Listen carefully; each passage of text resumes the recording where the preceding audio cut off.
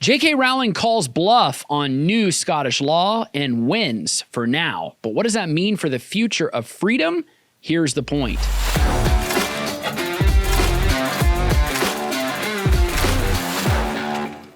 A proud and deliberately defiant J.K. Rowling has gone viral this week when she spoke out in protest of the new Scottish Hate Crime and Public Order Act that was signed into law and went into effect on Monday, April the 1st.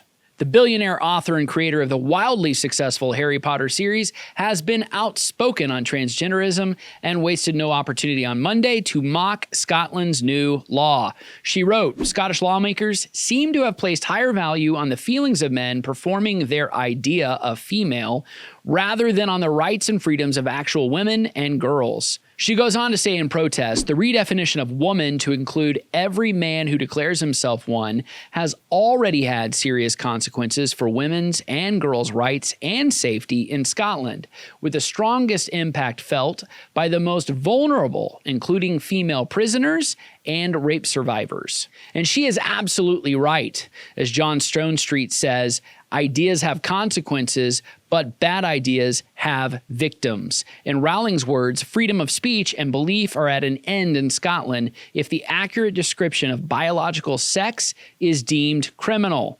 She also says, if what I've written qualifies as an offense under the terms of the new act, I look forward to being arrested. No surprise that so far, no arrests have been made, but what does the actual new hate crimes law do?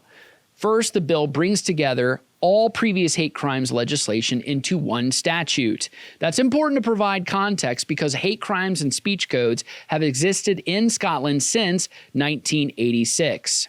Second, it modernizes the legal definition of hate crimes to include transgender identity and its variations in sex characteristics. That's a very broad category. It includes age, race, religion, sexual orientation, all of those other categories as well. But the new sexual identity categories are far outpacing legislation, and this act creates room for that.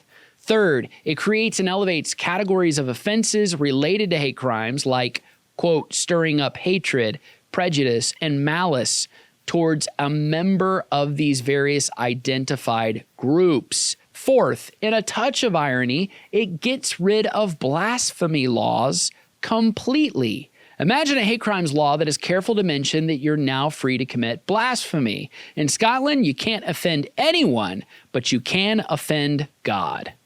The act also attempts to strike some sort of balance with feminist activist groups who have been protesting the advance of the trans movement for some time by, wait for it, establishing a working group to consider how the law deals with misogyny, harassment, and the mistreatment of women and girls. Nothing could be more beneficial and comforting than a government working group. That's probably not what feminists had in mind when confronting the real dangers of transgenderism in the first place. While Rowling spared no truth or insult on Monday, according to the BBC, Prime Minister Rishi Sunak said that no one should be criminalized for stating simple facts of biology. That carries a maximum penalty, by the way, of 7 years in prison. But First Minister of Scotland, Humza Yousaf, said, unless your behavior is threatening or abusive and intends to stir up hatred, then you have nothing to worry about. Those are hardly comforting words. So far, no arrests have been made, and the Scottish government has no intention of holding Rowling accountable for her social media comments. But she is the most famous living person in Scotland today. Rowling said, if they go after any woman for simply calling a man, I'll repeat the woman's words and they can charge us both at once. How should Christians respond? Here's the point. Jesus said, you shall know the truth, and the truth shall set you free. He also said, in the world you will have trouble, but fear not, I have overcome the world. There is no loving way to embrace a lie, and there is no loving way to bind the truth. Make no mistake that this hate speech law in Scotland isn't protecting against pure hatred, but pure hatred for the truth. Every time we speak the truth as Christians, we risk making an offense, even as we do so with love and grace, and Jesus taught us that. With the passing of the new law, freedom of speech may very well be dead in Scotland, but for now, Rowling has called bluff, and the Scottish government has folded. Hey, did you find this helpful? I hope you did. Please like and subscribe, share with a friend, and also go to standingforfreedom.com where you can find more content, articles, podcasts, and our Theology of Politics series, all at standingforfreedom.com.